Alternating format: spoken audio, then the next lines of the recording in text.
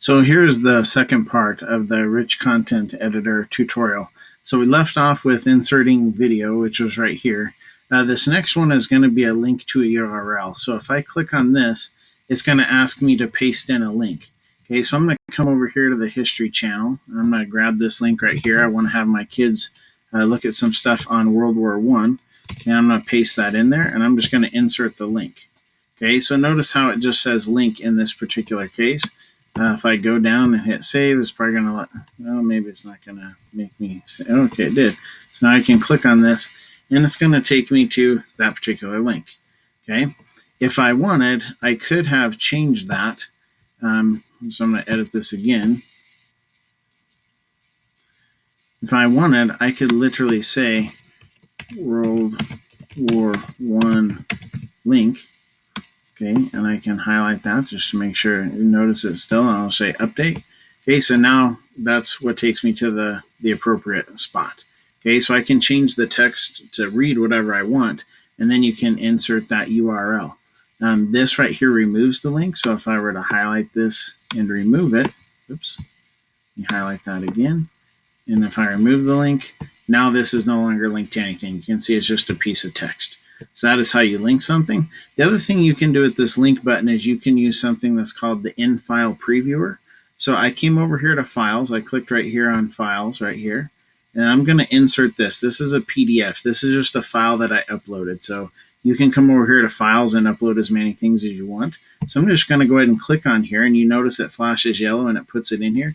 This is just a PDF file. It's actually not one that I made. It's UW did. But I click right here in the middle, so I put my cursor right there in the middle. You can see it flashing, and I'm going to hit this link button. Now there's two other boxes that weren't here before, so I'm going to say auto open in the inline preview, and I'm going to hit update link. And then when I save this, you'll notice that that file now will open up, and so I can see it inside of without clicking on the link or downloading it. So basically this is opening up in the file previewer. So instead of me having to download, or in your case, your students having to download this link, it'll open up automatically. This is a bigger file. It has a lot of images and stuff on it, but you can see it's opening up now. So this is a way that you can have your student view something without actually having to download the file. Okay, so I'm going to go back one more time and edit this. We'll just hit the last few of these tools here. This is how I can insert an image. So if I click on this image, I can either search for one on Flickr and find my own image. I can come here and basically, even if I don't already have one, I just need to say where to put it, and I can upload one if I have it saved somewhere. So notice it just searches for whatever. And then when I'm done, I just go down here and actually hit update if I would have actually chosen one. Or if I actually do a file on Flickr, we just go shoes.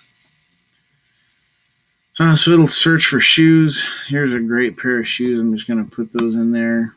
And then this is your pixel size. So I'm just going to put it in there. There's my shoes.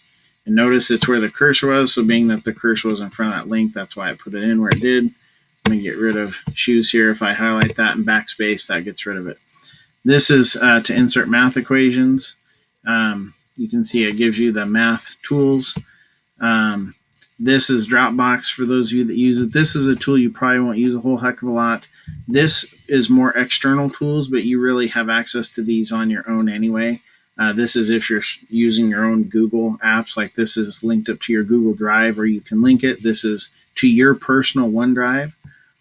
This would be how you record or upload media yourself. So if you want to do your own webcast, Canvas can record you right onto this page. These are the two paragraph tools, and then these last two basically just show you the different font sizes. So if I want big font, and oops, I can't do it on the link. Okay, but if I want big font, and come in here and type big font, or I can just go here and here's big header stuff. And if I go here, here's smaller. Whoop, not there. Got to go to a new line. Smaller header stuff. Okay, well, it didn't really do it on that one. Anyway, here, we'll try it one last time. Smaller header stuff. Okay, in any case, those are the tools of the Rich Content Editor. And these are available in Pages, Quizzes, Assignments, and any instructions in Canvas. All of the tools are the